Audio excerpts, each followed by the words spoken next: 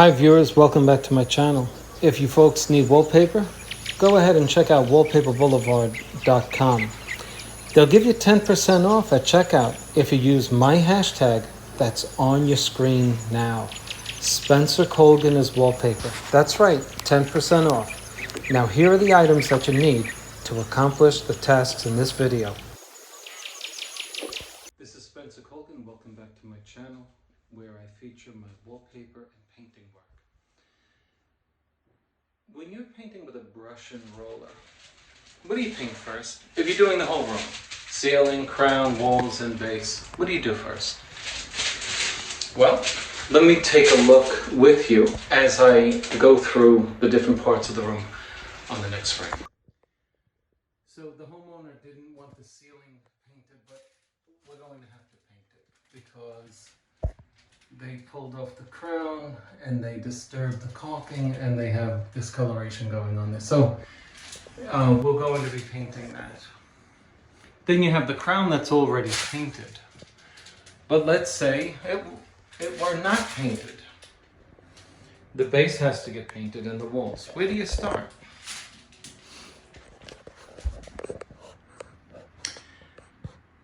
You're going to start with the ceiling. Okay, since your splatter from the ceiling will fall downward, you certainly want to paint the ceiling first. Now, if you wanted to go quickly, your ceiling's going to be wet up against the crown. And so, in order not to waste time, you can either start with your walls, skipping the crown, skipping the base, get your walls done. All you would have left is your crown and your base in that case. And then you would do your crown first by using a steady hand, painting that lip, taping your walls, painting the bottom lip. Okay. And then lastly, you would paint your trim. But let's say, you say, no, I don't want to go in that order. Okay, we paint the ceiling first. Then you gotta wait till the ceiling dries so that you can paint your crown molding. You see how it's not efficient?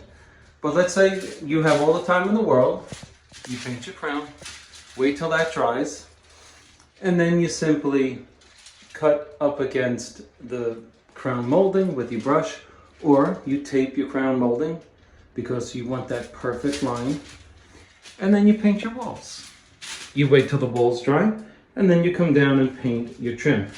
Those are your two options. You don't have any other options. You can see how option number 2, the order I gave you in option number 2, is not efficient for time. But you may be retired and you may be doing not only this room, but this one and that one. So it may not cost you any time. It may actually be something that doesn't actually waste your time, which is fine. But if you were doing production work or you had to work on Monday, the first order, option number 1, is your option to save you the most time. Second consideration is the right ladder. This will basically get you to all parts of this room, just from this little telescoping platform ladder, or whatever you want to call this thing. It's a pretty good tool, but I'm not crazy about the way you extend. You see the legs extend? You see those two things in the middle of your screen? If you can get your hands pinched in those things. I just don't like it. But, you know, I love the ladder, but I'm not crazy about the mechanisms that help you extend those legs and fold these legs. You gotta really be careful, you could get hurt. Okay, so the customer just gave me the go-ahead to paint the ceiling. I don't think he realized that the ceiling would have to get painted. So anyway, while I was off camera, I was using my yellow tape to tape the ceiling edge to isolate the crown. That's what you would do if you were going to leave your ceiling in place and start at the crown. Now, we're just going to abandon that step and we're going to paint the crown. And we're going to go liberally. We're going to go below the crown and we're going to go above it onto the ceiling. For the purpose of speed and efficiency, we're not going to be cutting anything. We're just going to be putting that paint on quickly, and we're not going to have any regard for the ceiling simply because we're going to be painting the ceiling. After this dries, we will then tape that upper lip there with my yellow tape, and then we will cut the line on the ceiling. That's how we'll do it. You can do it. You can do it like this. So that's how I'm proceeding. Okay, I just got all of my crown done. And I will start painting my walls. As I acknowledge the fact that this needs to be drying. Okay? Most importantly, the paint underneath the crown needs to be drying. And so I'm going to start painting my walls down there. Or I might simply, since I have my brushes wet, I might paint the trim. Either way. In fact, let me just commit for the video's sake. I will start painting the white trim down beneath. The vertical trim, the customer's not. He's selling the house. He's not having me paint the vertical trim, in case you're wondering. So I'll be using a high quality roller for the rolling part of the job. This is a 1/2 inch. I only use 1/2 inch. I don't care if it's on a ceiling. The thicker the pile or the nap, the more paint your roller will hold. So I use 1/2 inch. If you use a Purdy on a ceiling, you're not going to get lap marks. These are high quality rollers, okay? Now, if you've been using it, or even if you haven't for the first time, after you wet it, I've shown you in videos how to clean your roller, even when it's completely clean. You're simply going to roll it under the tape, get the lint off, if there be any. You never know, something may be on your roller. And plus, even though these Purdy's do not shed, you may have a loose fiber that you might want to get off, okay? And that will keep your roller nice and clean of any fuzzies. We examine our tape after rolling that like that. You can see how good these rollers are. There's nothing there, you know? Now, if you go to the box store and you get those rollers that you have that are written in Spanish, bueno, más bueno, mejor, you'll see a lot of fuzzy on this tape. Don't use that stuff. Get the better quality. You're going to spend $5 more for the roller. Isn't it worth it? So as we go down to the base, remember we just want to seal our base, right? Where the tape is. See that little hairline crack, right? We're going to fill all that in. Your middle finger, just wipe it on your masking paper. Get the excess off. Okay. It's nice to have a wet rag as you go along. Now remember, there's no need to be sealing up here. Okay, if you don't need to use caulking, don't. Because, let's face it, it does affect the drying time, it affects the layout. So, we're just using it down there where it's necessary. I'm not starting there. I'm starting 15 to 20 inches away. I'm going real quick. We're only dealing with a 6-foot piece of trim. Why am I doing this so quickly? Well, guess what? Where do you see the layout, the last stroke?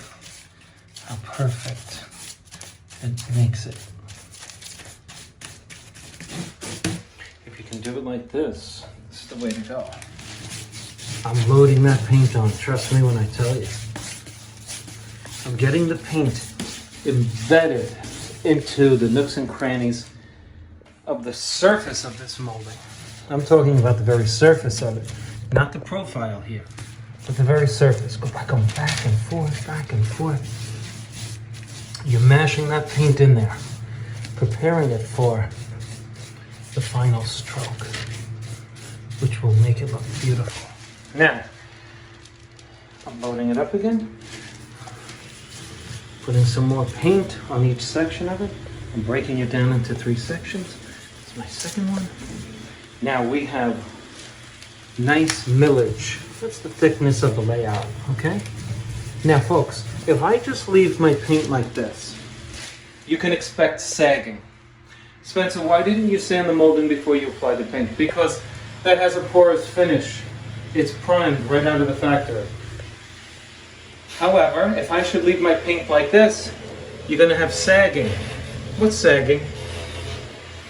It's the process by which the paint, being too thick or being thin and not having any teeth marks into which to bite, your paint begins, I'm exaggerating here, to sag. So this being porous will hold your paint in place. So I didn't scuff it up. But if you had a semi-gloss finish already, or even if you didn't, if you had a satin finish, you would want to scuff it up or use a deglosser. It's a liquid chemical that takes off the shine, the sheen of the paint. So, what I'm about to do will prevent sagging and give you a nice thick millage. Millage is the thickness of the paint. I'll give an example. This is thin millage. This is very thin. See all the profile that you can see? This is a thicker millage. See how you start obscuring the profile of the texture because you're going thicker with your paint? See that as opposed to that? Okay, you get the idea. Now, let's get back to this. Now, we're going to have sagging paint. We've got to fix this. This is how you fix it. That's it. That's it. When you're dealing with short molding like this, pull it from left to the middle, right to the middle. This is your middle. Okay? Right to the middle. Here's why I don't go all the way to the end. Watch, watch, watch. What are we going to do? Oh, I got a mess there. That's why you don't do that. Right like that, right to the middle. I go along my top, I go along my middle, I go along my bottom. That's it. No dripping. Perfection. So now I'm cutting the wall up at the top against the crown. I'm demonstrating several ways to do this. One of them is to just go slow and cut up against the crown conventionally. The way painters do it. When you're writing against texture, it's not as easy as writing on a very flat surface. Many of you live in areas where there's no texture. The Northeast United States, not big on texture, right? Do you know the reason for that? It simply has to do with emigration. Can somebody tell me the difference between an immigrant and an emigrant? The one starting with an I and the other starting with an E? The folks who settled Florida were Western European.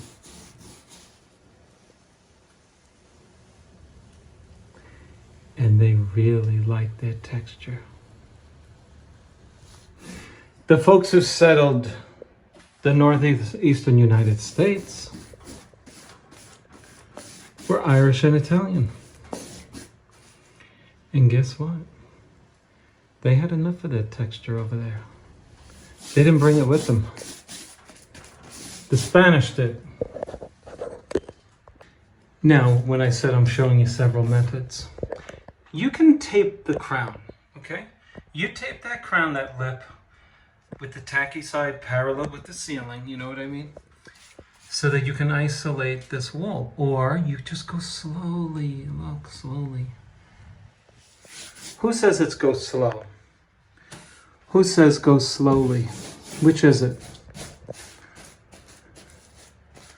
Well, if you said go slow, you're wrong. It's go slowly, slowly, and keep your mouth shut. Okay, so I was talking about the Europeans. Well, when they went to New York, which is where I'm from, they didn't have texture, believe it or not. And so they brought that decor to the Northeast United States. Well, when the Western Europeans came to Florida, Cortez and the conquistadors, they brought Spanish decor, which is texture, and it stayed. It stayed. Okay. Now, if you did this for a living, and you want to get paid, I suggest you tell your customer to have a glass of wine before he or she checks your work. This way, he or she is going to like it. You get it? So that's how you keep the paint off of the crown molding. If you want to use the brush. If you want to use the tape, I have it in another video. You simply attach it to this lip, this bottom lip here, and then you just brush up against it, okay? Now, in the case that I'm showing you right now, without the tape, you want to do 2 coats. You want to do 2 back and forth coats, because I'm going to show you why. Do you see those lines, those horizontal lines right here? Come on, folks. We got to make this perfect. Don't you love what you do? I love what I do. When I was in the police department, some mental midget, let's just say mental midget, you know, like an ignoramus, he says to me, and I'm not exaggerating, "Why do you care?" Like I was at a barbecue. I was off duty. He said, "I want to ask you something. Why do you care? Why do you care?" That guy isn't doing much with his life right now. You know what I'm saying? I'm out of the police department since 2009. And I've been working since, you know. Worked very hard. I enjoyed my police career. But I love this better, you know. I was a lieutenant in the police. Let me tell you something. Disillusionment.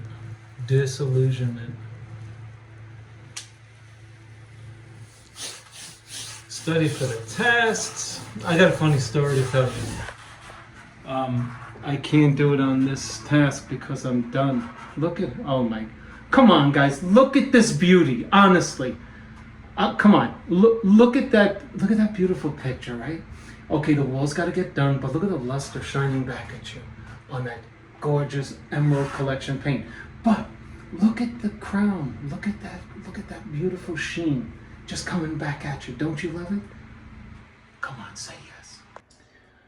Okay, so the crown is done, the base is done. I put this very low adhesive frog tape, yellow frog tape on this. And for those of you in the trade, you know how easy it is to take off. But for those of you who don't, you want yellow frog tape for this. You just painted your base, that's what you want. Don't just try to put any tape on that. spend the money, get the right material. And then I put caulking over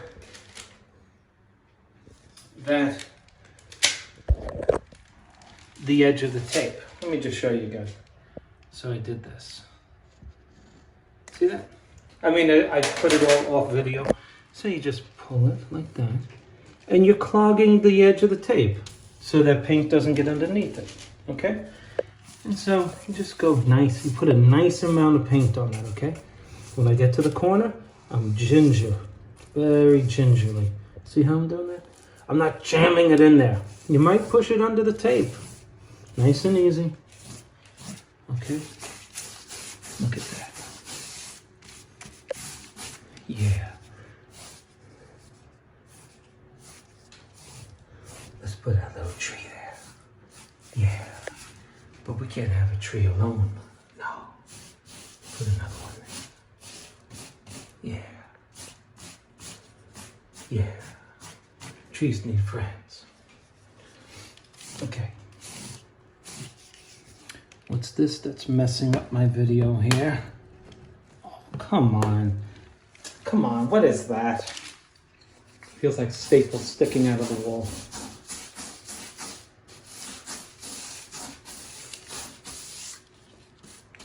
I'll pull that out. I don't know what that is.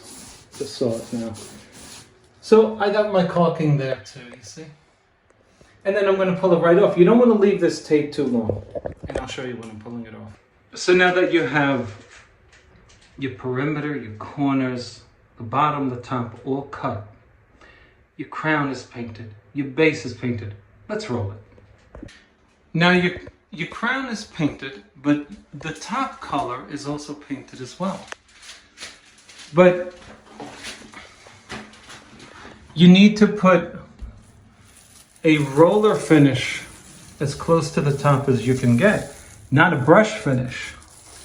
So we want to roll as close to that top as we can. Obviously, we can't roll on top of it. So look how close I'm coming, and I'm only going slowly, right? So that the end effect could be a stipple and not brush strokes. Okay, now we went horizontal, but now we have to make our final pass vertical. And so we're going to paint vertically so that the final look will be a vertical stroke. Look, you can't paint like this, okay? Do yourself a favor, and I hate to do this.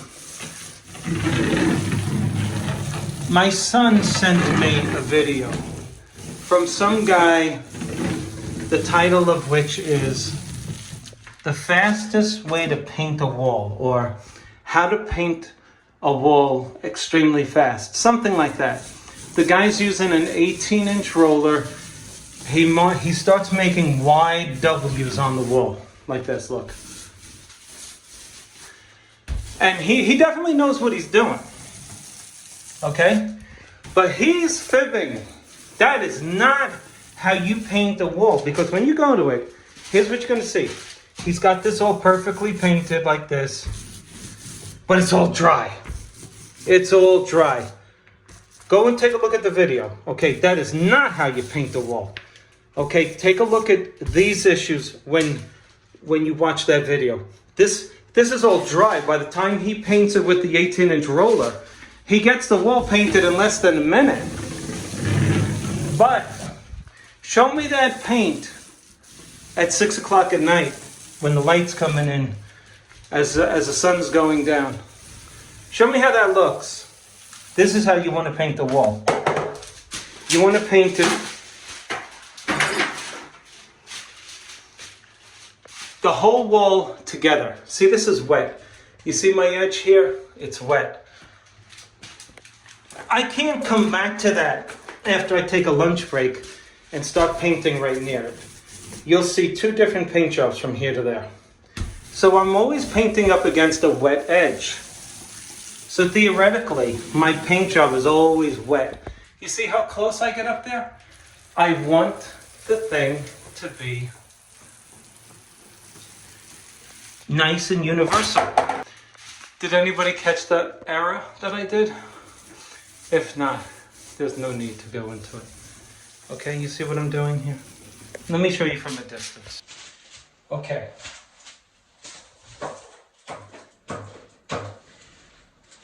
My paint is always the same amount on the roller. I land it over here just because there's a lot of paint on there. This is enough, what I'm doing now. I'm going over the column I already did by about 50%, okay? I may roll up and down twice, but I finish going down. Now, you see this mark here? I'm going to start my roller there. You see how the line to this side is in the half of this roller? Because I'm overlapping it by 50%. I go up, now I finish in the same full stroke going down. All the way to the bottom. I load it again. Here's your problem, the do-it-yourselfers. You're not loading your roller up sufficiently. And consequently, you're not putting enough paint on the wall. Okay? A painter can hear the differential. When he or she doesn't have enough paint on this roller, you'll hear it. It'll sound like a dog licking a bone. You know, you can actually hear the difference of the fibers coming off of the wall. Okay? As I can look at the beautiful layer of paint I'm putting on here. Again, I'm going over what I just did by 50%. So that when you put 2 coats of paint on the wall, really you're putting 4 layers of paint on the wall. If you do it like this. See that? I'm always finishing down. I may do this during this, but I'm finishing it like this all the time. Because however you roll the paint is the angle at which the sun is going to hit the paint in a particular part of the wall. So if you're going left and right, making W's and trying to be fancy with all of this silliness on YouTube, no, your paint is going to be flashed by the sunlight that hits. This turns into a solid. So when you start laying this out, you know, anybody live near snow when it's in the winter? Snow drifts, right? The wind carries snow sometimes 2 feet more than where the rest of the snow. So you have drifts going up here. If you paint and you put it's thick going in this direction, and well, the light's going to be hitting the paint at this direction and then this, you'll see it all. You'll be like, what is that? It's called angular flashing. You made angles. Instead of making it flat, 180 degree angle, you put angles on the peaks of your paint. I worked for a crazy guy once. He said, I want you to paint my ceilings. I said, no thanks. He says, why? I have a lot of money to pay you. I said, nah, keep it. I don't want to work for you, because he was complaining about all of the dark spots on the ceiling, which was caused by the different angles at which the texture man sprayed his texture. How's that? Nice? Let's see the wall I just painted. Look at that. We tried to take my shadow out of the way. That's a beautiful coat of paint, folks. You don't see any lap marks. Why? Because we overlapped at 50%. Again, what do I mean by 50%? Let me show you again. This is just an example. All right, I'm putting my paint on, right? Let me try to... Okay. So... Okay, we got a column of paint there. That's what we call a column. Now, if I'm going this way, look what I do. I dip it again, and I overlap it 50%. This is getting painted twice right now. And then when I come over here, I'm painting this part again. So that the whole wall just got painted twice. If this were the whole wall in your screen, right? So by the end of 2 coats, you've given it 4 layers. And that eliminates little hand marks on the wall from showing through. It eliminates, the undercoat that may have been applied more heavily here and not here, That's how you lay out paint, folks. It's really not that hard, but everything takes a little instruction, right? In case you're interested, this is Sherwin-Williams product, Emerald. Okay? It's a very good product. You can get other good products on the market. I don't work for Sherwin-Williams. It's a good product, and I would venture to say, and I'm going to say it right now on video, you could get a very high quality paint at Home Depot called Behr, B-E-H-R. Their marquee paint is excellent. Behr Ultra is excellent. You don't have to go out and give Sherwin-Williams $70 a gallon for that. So, sorry Sherwin, I don't work for you, and I don't want my viewers thinking that they have to spend that kind of money to get high quality. They don't. We all know it. You know it, and I know it. So I recommend, for those of you living in the continental United States, for about $40 a gallon, including tax, Behr Ultra that has the primer is a high quality paint, in my opinion. By the way, if you hire a painter and he gets paint all over this lip, don't let him get away with that. I hate that. Sometimes I hire painters and I'll go and check out their work. And I'll say, what's this? No one's gonna see it. I just saw it. What are you talking about? Get rid of that. Okay, the painting of the crown, the walls, and the base. It's done. Now I'm going to pull off my tape. And you want to do this while it's wet. See if it's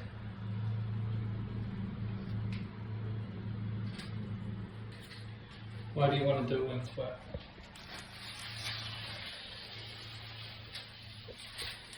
So the paint doesn't dry, forming a bridge over the yellow tape,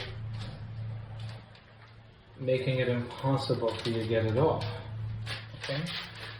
It's called bridging, and you don't want that. Look at that beautiful paint standing up to the low tack adhesive on our special tape, right? So you want to use these products. You don't want to go on using cheap tape, right? Okay.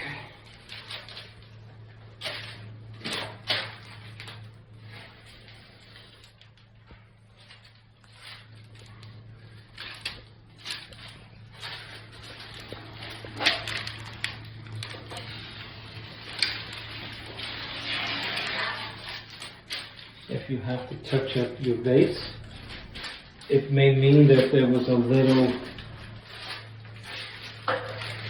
humidity in the room. Don't stress. If you waited 2 hours and the tape sort of stuck in some areas, don't panic. You just fix it. It's fixable. Look at the beauty of that. Look at that.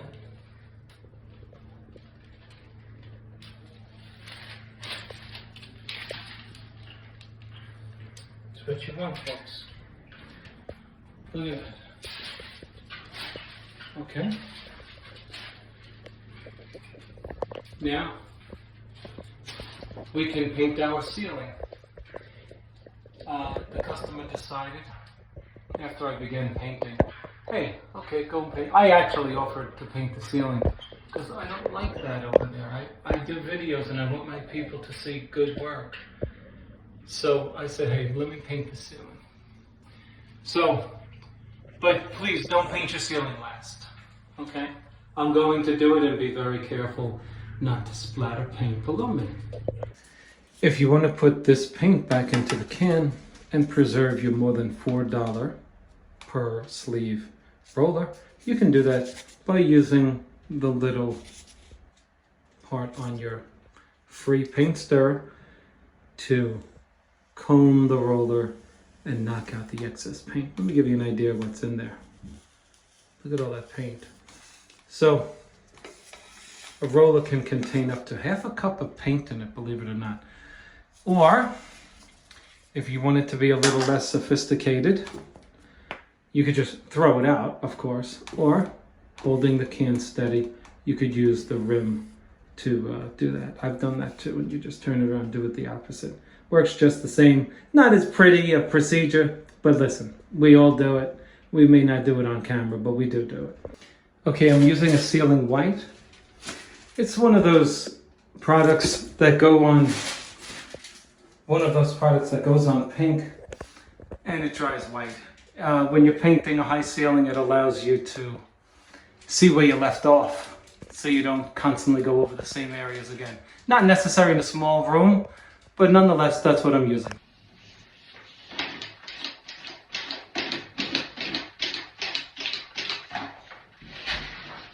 So we're dealing with a knockdown texture on the ceiling.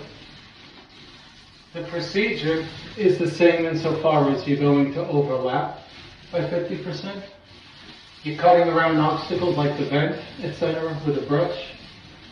And I'm just rolling slowly so I don't throw splatter on my walls that have just been painted. And the name of the game here in this circumstance is slow. Okay, I'm going back and forth to mash that paint into the profile of that thick texture. But when I finish, my stroke is the same. It's coming from one side of your screen to the other, and it doesn't go back.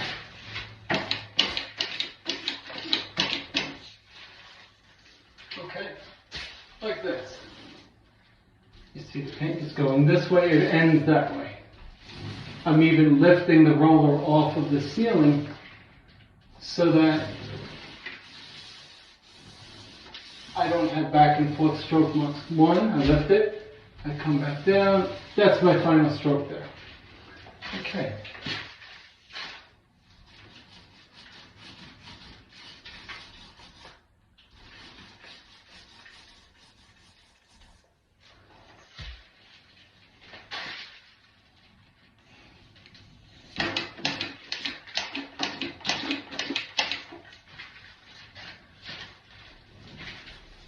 Nice and easy.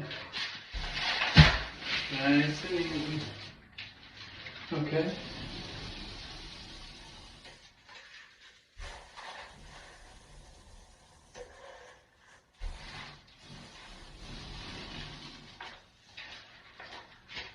Ceilings are tricky, folks. They get tricky. They can be tricky. Okay? You know what? The roller gets heavy in your hands. You start going off of a straight path. You start overlapping more than twice, 3 times what you've already painted. It's tricky. And so using colored paint, that's why they invented this color, so that you see your wet edge. It's actually a brilliant idea. But I'll tell you what, I've used it before on flat ceilings. You can see this color sometimes, even when it's dry. I saw it myself. First time I used this was in about 2011. And I said, oh, this is a great idea. But then when it dried, I still saw a little pink off to the side, and I wasn't impressed by it. So that's what I have to say about it. But it's all drying quite nicely. And I think they've perfected the product from what I can see. Okay, so I finish going this way. I come this way, but I finish going the other way. And I'm putting a fair amount of pressure on this roller. I want that paint mashed into that knockdown texture. Okay? And as you can see, I'm coming back on the ceiling. Okay? Now, you want to do a perfect job?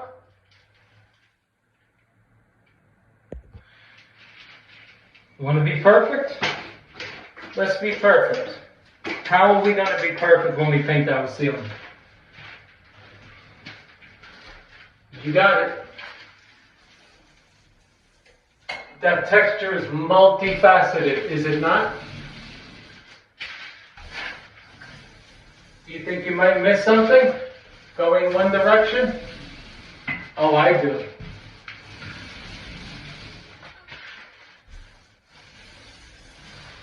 Take your roller, roll your ceiling in the other direction. Now you can be assured that every part, every side, every high, every low of this knockdown is covered. Right? And this will complete the painting of our room, albeit a small room. Nonetheless, it's a room. And this may be a microcosm of your larger room, but you'll do the same exact procedure. Same exact. Okay?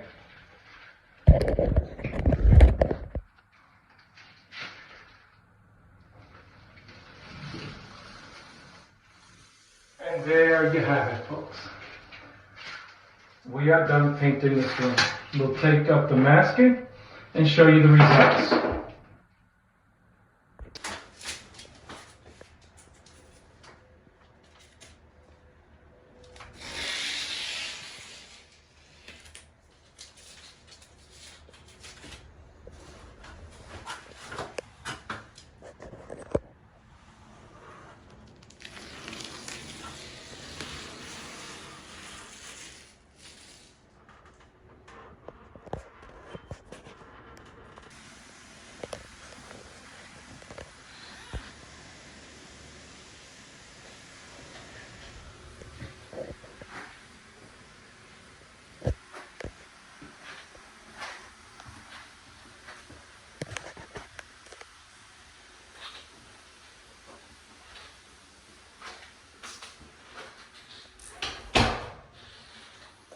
Please remember that I was not hired to paint the doors or the vertical trim, not yet anyway. But the ceiling, the crown molding, the walls, and the base. If you see light, as you do in the center of your screen, it's touch-up. And it's still wet. If you like the video, please click on like, subscribe to my channel. Tell me how you do it. What do you do first? What do you do second?